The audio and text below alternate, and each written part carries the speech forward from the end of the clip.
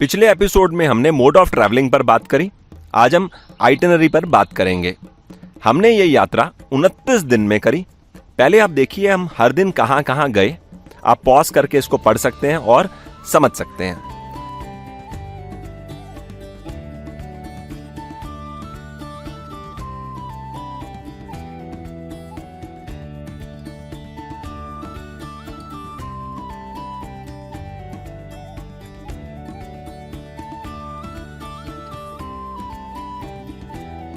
आमतौर पर उत्तराखंड 4 धाम यात्रा मैक्सिमम यात्री 9 से 10 दिन में पूरी करते हैं।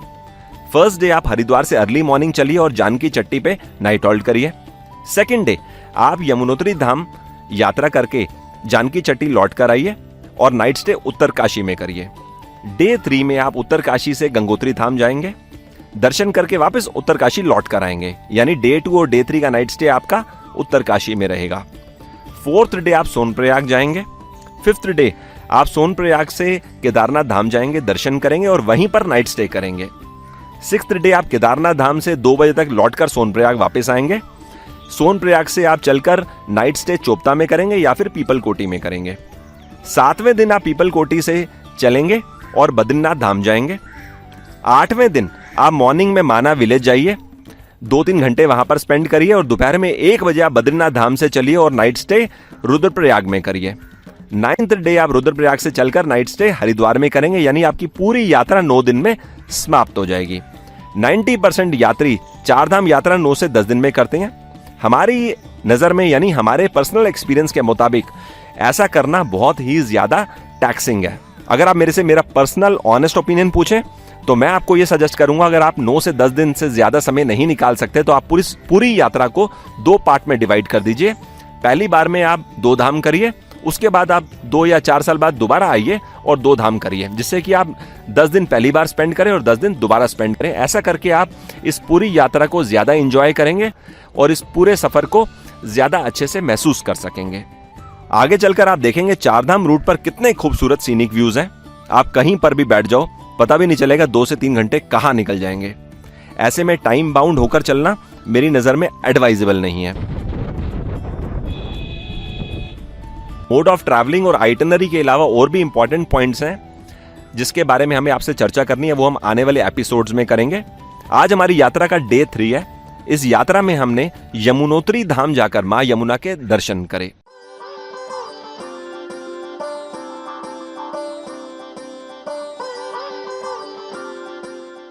जय श्री यमुना जी। मेरे साथ इस समय श्री रावल यमुनोत्री धाम आशीष उनियाल जी हैं। कल रात में हम कृष्णा चट्टी पहुंचे, नाइट स्टे किया। इस समय सुबह के 11 बजे हैं। यमुनोत्री धाम की यात्रा हम यहां से शुरू कर रहे हैं। यहां से लगभग 1.5 किलोमीटर दूर जानकी चट्टी है और वहां से पथ यात्रा होगी यमुनोत्री धाम की ओर। आशीष जी हमारी मदद करेंगे यमुनोत्री धाम के महत्व को डिटेल में समझाने में, और यात्रा की शुरुआत हम यहां से इनके साथ कर रहे हैं। इस समय हम कृष्णा चट्टी में स्थित शेषनाग पर्वत की छांव में खड़े हैं। यहीं से माँ यमुना जी की यात्रा का शुभारंभ होता है और यहाँ से ये जो कालिंदी पर्वत दिख रहा है, इसके दर्शनों का सौभाग्य यात्रियों को मिलता है। और इसके मध्य में जो ये श्रृंखलाएँ दिख रही है, ये बंदरपूंछ की श्रृंखलाएँ हैं। यहीं से हिरण्यबाहु नदी का उद्गम हुआ है और इन दोनों नदियों के संगम में स्थित यम तीर्थ विराजमान है। जितना एक तिल का दाना भूमि को आच्छादित करता है, उतने आकार में यहाँ पे यम तीर्थ विराजमान है।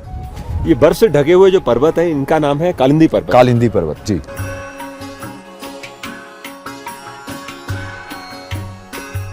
इस समय हम यमुनोत्री धाम के मुख्य पड़ाव जानकी चट्टी में हैं। यहीं से 5 किलोमीटर की पदयात्रा यमुनोत्री धाम की शुभारंभ होती है। माँ यमुना जी के पावन तट पर यहाँ पर जानकी मंदिर है। रावल जी को किसी काम से जाना पड़ रहा है। आगे की जर्नी यमुनोत्री धाम की हम अकेले करेंगे। इनसे हमारी दोबारा मुलाकात शाम के समय होगी यमुना जी के शीतकालीन मठ में।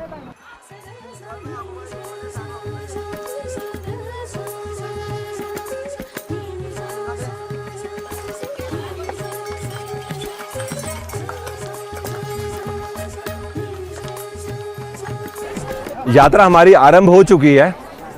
बहुत अच्छा लग रहा है।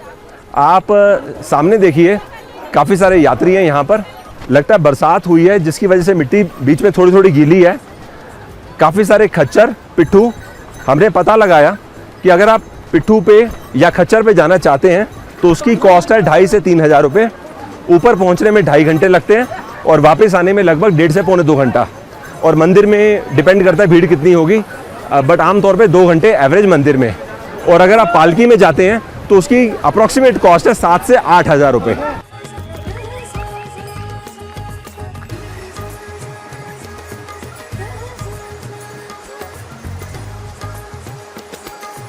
हमने 1 किलोमीटर की चढ़ाई कर ली है। यहाँ पर लिखा भी हुआ है आगे माँ यमुनोत्री धाम 4 किलोमीटर यहाँ से दूर है। आप देखिए यहाँ से नीचे कितना खूबसूरत व्यू है और वो बेस है जहाँ से हमने चढ़ाई करनी शुरू करी थी। और सारे यात्री यहाँ पर जयकारा कर रहे हैं माँ यमुना जी का। यमुना मैया की जय, यमुना मैया की जय।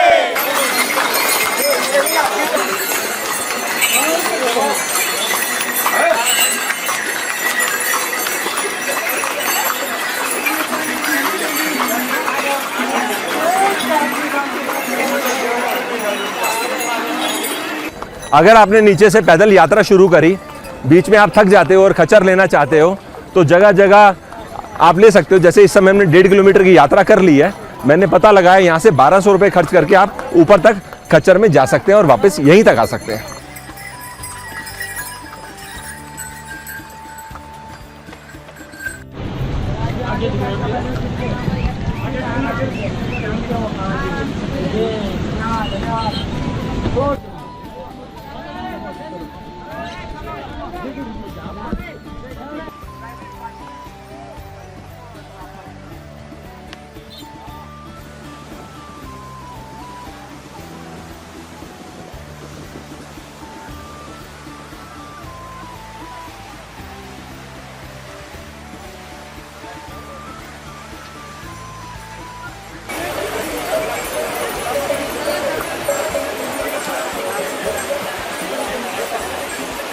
हमें लगभग 1.5 घंटा हो चुका है यात्रा स्टार्ट किए हुए।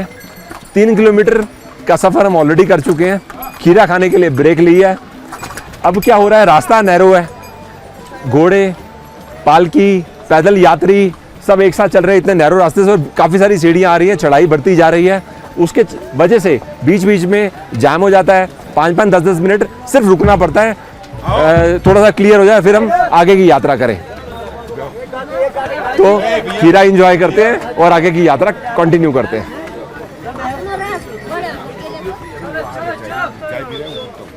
मैंने यहाँ पर काफ़ी यात्री से बात करी है। काफ़ी ट्रैवलर्स क्या कर रहे हैं, 4 धाम यात्रा के साथ वैष्णो देवी को क्लब कर रहे हैं। तो आप अभी वैष्णो देवी की यात्रा करके आए हैं? हाँ। तो अभी आप 4 धाम यात्रा में हैं। हाँ। तो टोटल आप कितने दिन की इस यात्रा पे हैं? हम 18 दिन। 18 दिन। हाँ। और आए कहाँ से आप? पुणे से आए। पुणे, अच्छा, बहुत बढ़िया। मालूम कहाँ पर? शुरू में रांजनगांव, अष्टविनायक रांजनगांव। हाँ जी, हाँ जी, हाँ जी, अच्छा, बहुत बढ़िया। यमुना मेरा जितेंद्र गौर है, कांचन जुम्मा कर रहा है, वो इसका बेटा। अच्छा, वो उसका गए। बहुत बढ़िया, बहुत बढ़िया। यमुना मैया की जय, जय। यमुना मैया की जय। जय।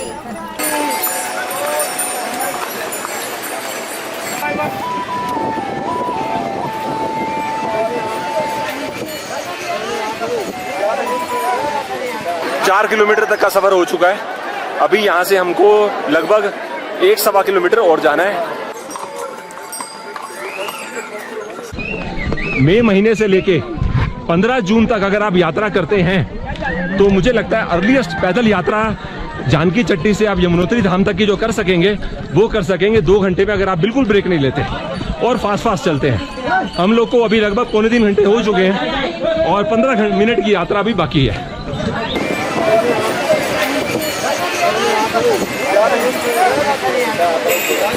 आज तो ये यात्रा करके हमारा जीवन सफल हो गया।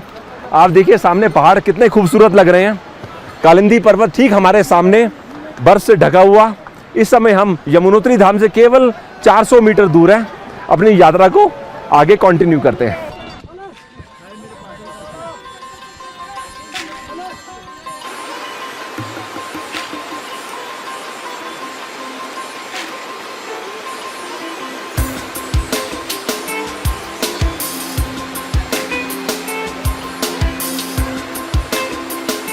हम अभी यहाँ पर यमुना आश्रम में आए हैं। हमारी मुलाकात यहाँ पर अनुज जी से हुई है। इनकी सजेशन है इस समय मंदिर प्रीमिसेस के अंदर काफ़ी यात्री हैं, तो हो सकता है दर्शन करने में आपको 2 से ढाई घंटा लग जाए। तो ये कह रहे हैं कि पहले आप चलकर गरुड़ गंगा के दर्शन कर लीजिए, जहाँ जाने में यहाँ से लगभग 20 मिनट लगेंगे। जब तक आप वहाँ से लौट के आएंगे तो आपके लिए मंदिर में दर्शन करना कंपैरेटिवली ईजी रहेगा। तो हम इनके साथ आगे की जर्नी गरुड़ गंगा की ओर कर रहे हैं। आपके रेफरेंस के लिए, अगर आप नाइट स्टे यमुनोत्री धाम में करना चाहते हैं तो यहाँ पर काफ़ी सारे आश्रम हैं, जैसे कि यमुना आश्रम जहाँ पर अभी हम हैं। यहाँ पर जो रूम अभी आप देख रहे हैं सामने, 600 रुपीज़ में 2 से 3 लोग यहाँ पर रह सकते हैं। टॉयलेट बाथरूम अटैच्ड है। इस प्रकार से अलग अलग रूम्स हैं, कहीं पर बाथरूम अटैच्ड है, कहीं पे बाथरूम अटैच नहीं है।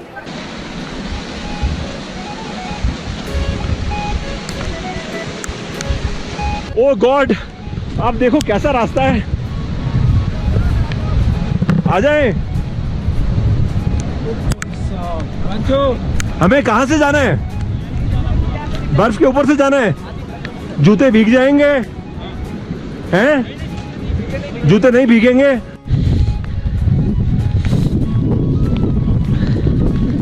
अनुज जी हमें गरुड़ गंगा देखने लेके जा रहे हैं। इस समय बर्फ के ऊपर खड़े हैं। ये जो आप देख रहे हैं बर्फ की मोटी परत, इसके नीचे से गरुड़ गंगा निकल रही है। 2 से ढाई महीने लगेंगे इस बर्फ को पिघलने में। इनका कहना ये है कि अगर हम इस रास्ते से भी जाएं तो स्ट्रेट जा सकते हैं, लेकिन हम लोग के पास उस प्रकार के जूते नहीं है कि हम फिसले ना। जूते बहुत फिसल रहे हैं, तो हम बेटर रहेगा हम क्रॉस करके वहां से जाते हैं।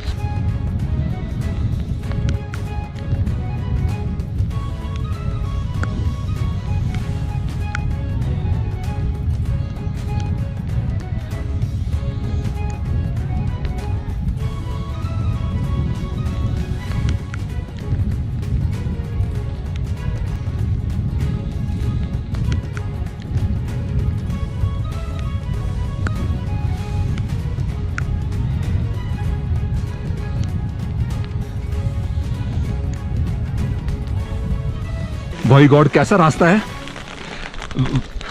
अगर हम सुबह के टाइम यहाँ पर आ जाते जब मौसम एकदम क्लियर था तो समझ लीजिए मजा ही आ जाता। इस समय हल्की हल्की बरसात स्टार्ट हो चुकी है और हम इस रास्ते से देखिए आप ऊपर चढ़ते जा रहे हैं। ये सामने चल रहे हैं, हमको गाइड कर रहे हैं ऊपर गरुड़ गंगा का व्यू दिखाने के लिए। आराम आराम से आना।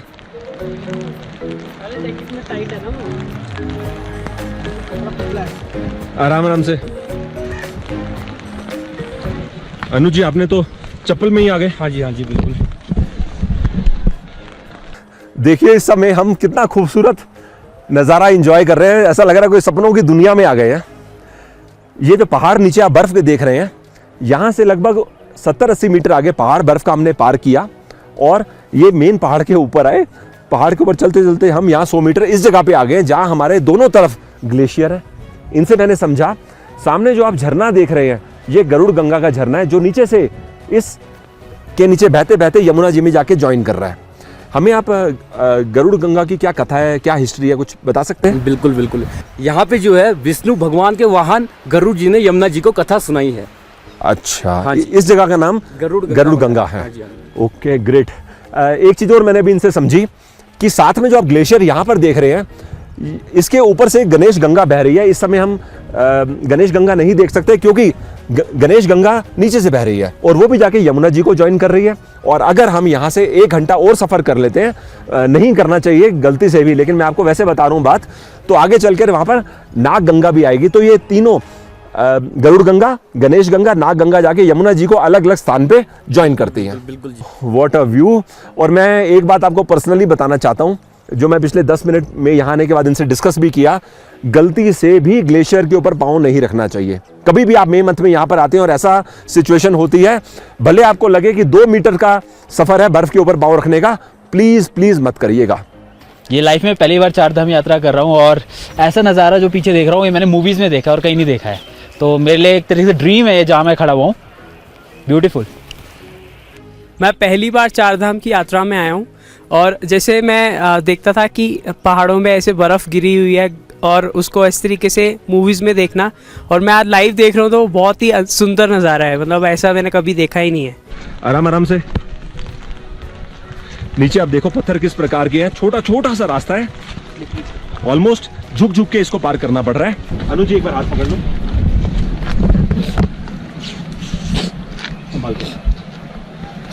ये आप यहाँ पर देख भी सकते हैं बर्फ की परत कितनी मोटी है। आपको पाँव में ठंडी नहीं लगती? पाँव आपके पूरे लाल हो गए। हाँ हाँ बिल्कुल, वो तो हो गए, बर्फ पे बर्फ बर्फ हो रही है पूरा। लेकिन आपका बॉडी यूज्ड टू है। हाँ जी, हाँ जी, बिल्कुल बिल्कुल।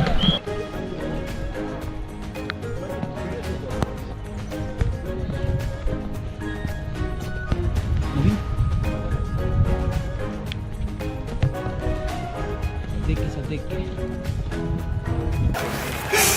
आप लोग के बिना ना ये पॉसिबल। ओह गॉड, यार बड़ी जान लग रही है। जूते नहीं है ना हमारे पास, स्लिप हो रहा है बहुत ज्यादा। तो फिसल रहा है, जरा खींचो। ओह गॉड, भाई गॉड, देखो हम किस जगह खड़े हैं। जय गरुड़ गंगा, जीवन भर याद रहेगा आज का ये यहाँ पर आना। अब हम यहाँ से जाएंगे यमुनोत्री धाम। सामने आप देखिए, जाते ही आपको दिखाई दे रहे हैं एकदम सामने। चलो आ लो। बस वो तार, वो पैर पैर देख के तार आ रहा है। ये देखिए आप, गरुड़ गंगा के दर्शन हो गए और सामने आप ग्लेशियर देख रहे हैं। बर्फ यहाँ से पिघल रही है और गरुड़ गंगा में ज्वाइन करके आगे यमुना जी को मिल रही है।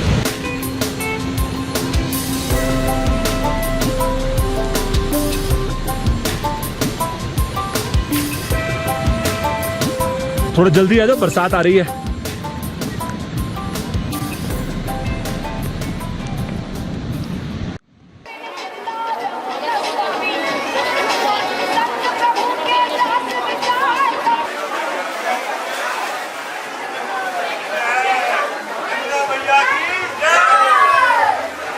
शास्त्रों के अनुसार माता जी के दर्शन करने से पहले तप्त कुंड में स्नान किया जाता है।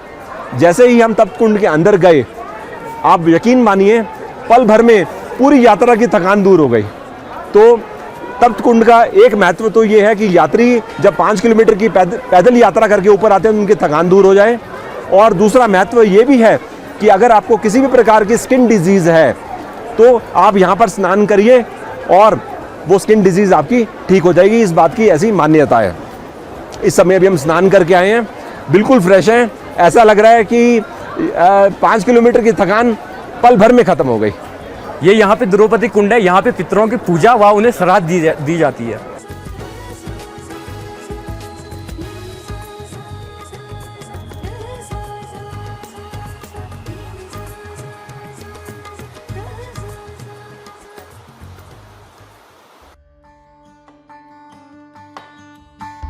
अभी हम यमुनोत्री मंदिर में माँ यमुना के दर्शन करके आए। मेरी यहाँ पर मुलाकात आचार्य मदन मोहन शास्त्री जी से हुई है। जय यमुना मैया की। जय यमुना मैया की। सर, आप हमें यमुनोत्री धाम के बारे में कुछ जानकारी दे सकते हैं? इसका इतिहास क्या है? हम लोग एक डॉक्यूमेंट्री बना रहे हैं यमुनोत्री धाम के ऊपर। बोलो यमुना मैया की जय। माँ यमुना सूर्यपुत्री यमराज की बहन है और माँ संज्ञा के गर्भ से पैदा है। माँ यमुना कलियुग के उद्धार के लिए इस स्थान पे आई। कैसे? हमारे पूर्वजों में जयमुनि नाम के ऋषि हुए, उन्होंने बैठ कर के इस स्थान पे माँ यमुना की तपस्या की और माँ यमुना को गोलोक से इस स्थान पे लाया। माँ यमुना शीतल स्वरूप में थी। उन्होंने यहाँ बैठ कर के स्वयं अपने पिता सूर्य की तपस्या की और भगवान सूर्य से 2 अंशों का वरदान मांग करके ये पूरे स्थान को दिव्य किया, जिससे ये पूरा स्थान दिव्य है।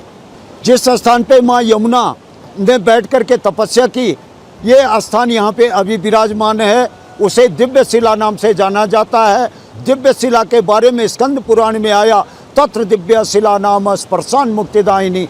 जो वहाँ पे दिव्य शिला नाम की जो शिला है, उसको स्पर्श करने से मनुष्य के मनोरथ पूर्ण हो जाते हैं। और उसी से लगा हुआ आगे भगवान सूर्य का दिव्य एक बहुत बड़े तेज का पुंज सूर्य कुंड है, जिसमें चावल आलू आदि प्रसादी बनता है और जिस प्रसादी को पाने से मनुष्य के मनोरथ पूर्ण हो जाते हैं। उसी से आगे माँ यमुना का दिव्य मंदिर है, जो कि अभी वर्तमान में तो सेठ जालान जी ने बनवाया, लेकिन उससे पहले प्राकृतिक बहुत प्राचीन मंदिर था और उस मंदिर का वो नवीनीकरण करके आज ये जो छोटा मंदिर है इसमें महान दिव्य 3 मूर्तियां विराजमान हैं। उनमें श्याम वर्ण में माँ यमुना, श्वेत वर्ण में माँ गंगा और बीच में माँ यमुना की दिव्य मूर्ति, पूजा मूर्ति, जिसको कि अक्षय तृतीया के पावन पर्व पर खुशी मठ स्थान से इस स्थान पे भगवान सोमेश्वर के सानिध्य में इस स्थान पे लाया जाता है और विराजमान किया जाता है।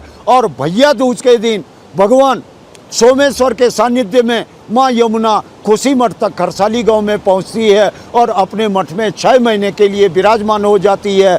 इस स्थान के कुछ ज़्यादा महत्व हैं।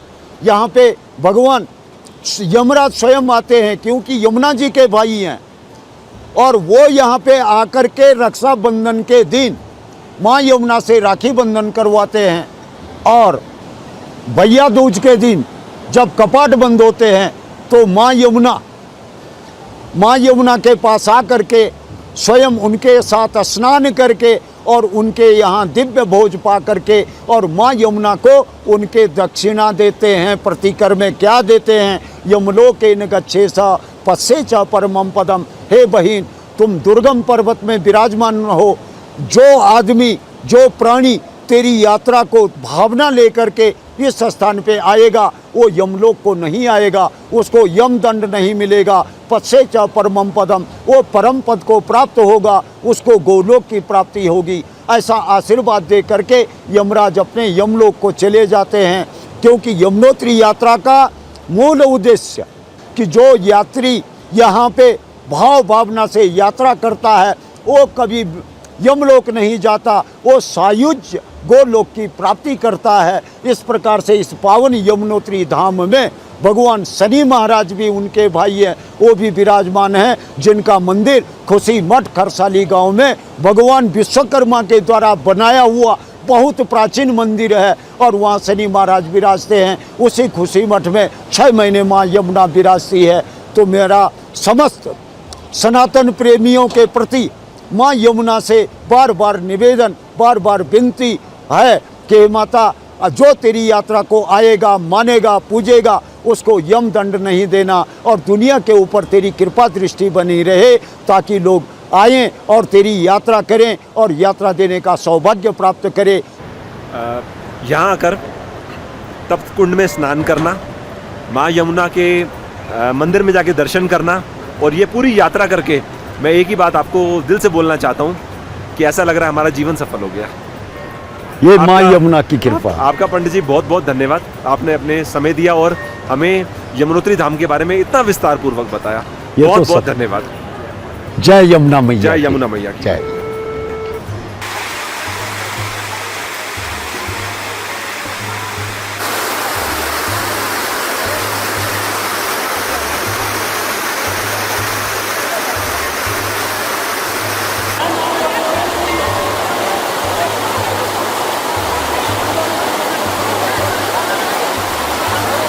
सवा 7 बजे का टाइम हो चुका है।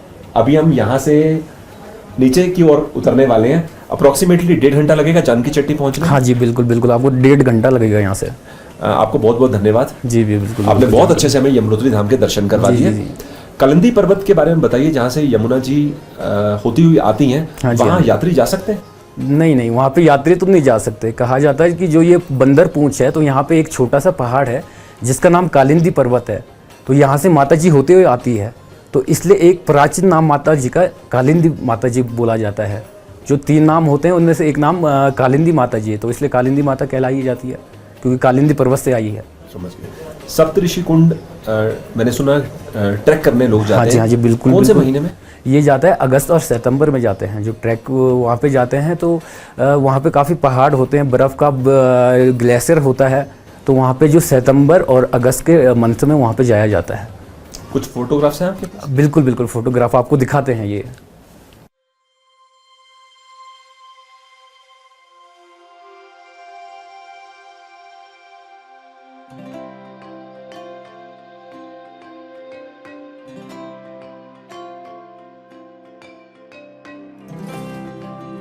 अनुज जी बहुत बहुत धन्यवाद। इजाजत। जय मां यमुना। जय मां यमुना।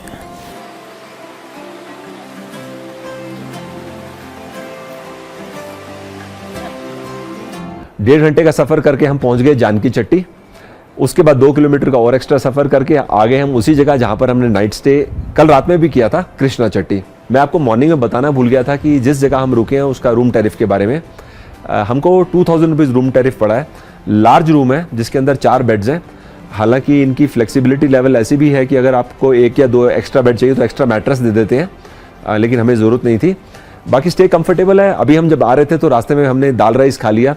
सिंस मैं चाहता तो गढ़वाली फूड था, लेकिन मेरे को लग रहा है इस 4 धाम के ट्रैक में जो रूट है वहाँ पर गढ़वाली फूड की अपॉर्चुनिटीज़ बहुत कम है। फिर भी मैं कोशिश करूँगा आने वाले कुछ दिनों में जहाँ जहाँ पॉसिबल हो सके मैं गढ़वाली फूड ज़रूर एक्सप्लोर करूँ। कल का हमारा प्रोग्राम है, हम जाएंगे तो गंगोत्री के रास्ते में, लेकिन वहाँ तक नहीं पहुँच पाएंगे।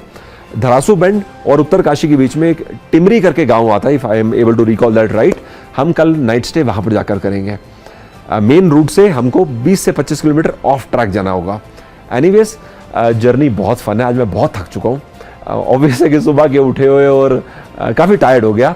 यमुनोत्री धाम का रास्ता पूरा हमने आना जाना पैदल किया और पूरा दिन ऑलमोस्ट चलते रहे, लेकिन खूब इंजॉय किया। लाइफ टाइम मेमोरीज आज का ये यमुनोत्री धाम का यात्रा। जल्दी मिलेंगे नए एपिसोड, नई जर्नी। तब तक के लिए good bye, see you soon, thanks for your time. अगले एपिसोड में आप यमुनोत्री धाम से टिपरी बिष्ट गांव तक का सफर देखेंगे। जो समय हमने टिपरी बिष्ट गांव में बिताया बहुत एक्सक्लूसिव था। कितने खूबसूरत ढंग से हमारा गांव में स्वागत किया गया। गढ़वाली भोजन जिसके अंदर 22 वैरायटीज थी, ट्रेडिशनल फोक डांस और भी बहुत कुछ। जल्दी मिलेंगे नया सफर। तब तक के लिए good bye, see you soon. ये 2 किलोमीटर के बाद हम यहाँ पे आए हैं। अब हमें बर्फ का ये पहाड़ पार करके उस तरफ जाना है और वहां से हम साइड से जाएंगे